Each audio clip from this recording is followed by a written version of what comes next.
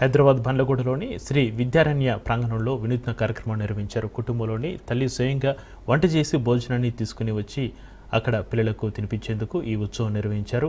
సంఘ శతాబ్ది ఉత్సవాల వేళ కుటుంబ బోధనకు పెద్దపీట వేస్తూ ఈ కార్యక్రమం జరిపారు. సంఘ స్ఫూర్తితో కుటుంబ విలువలను ఇతరం విద్యార్థులకు నేర్పించేందుకు ఈ కార్యక్రమం చేపట్టారు. మొదటి నుంచి భారతీయ విలువలను నేర్పించడంలో శిస్తు వ్యవస్థ ముందు వరుసలో నిలుస్తుంది. తల్లులంతా తెచ్చిన ఆహారాన్ని అందరూ పంచుకుని తినడం ద్వారా తామంతా వసుదైక కుటుంబం అని చాటి చెప్పారు. పిల్లలకు తాము తెచ్చిన ఆహారాన్ని కొసరి తినిపిస్తూ అనుబంధాన్ని బలపరిచారు.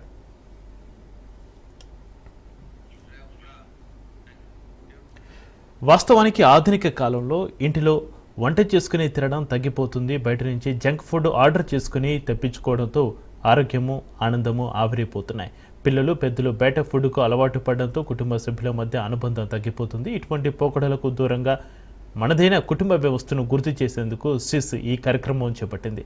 పిల్లలు సపరివార సమేతంగా రావడంతో శిశు ప్రాంగణం అంతా కలకల్లాడింది. భారతీయ విలువలకు పెద్దపీట వేసే విద్యాభారతి అనుబంధంగా శ్రీ సరస్వతి విద్యాపీఠం ఆధ్వర్యంలో శిశు సేవలు అందిస్తుంది. ఇందులో పాలు పంచుకున్న మేనేజ్మెంట్, తల్లిదండ్రులు, సిబ్బంది, హితేషులకు ప్రిన్సిపల్ డాక్టర్ భాస్కర్ పట్ల కృష్ణమోహన్ కృతజ్ఞతలు తెలిపారు. We are conducting such unique program called as Matru Bhojan Ayojan, where mothers will cook food for all the students and they will get into school and they will feed every child.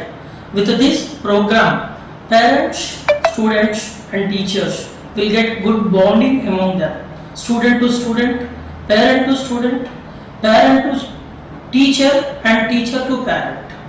So they will get such bonding among themselves and every child will feel like every mother is their own mother and every mother feel like every child is their own child.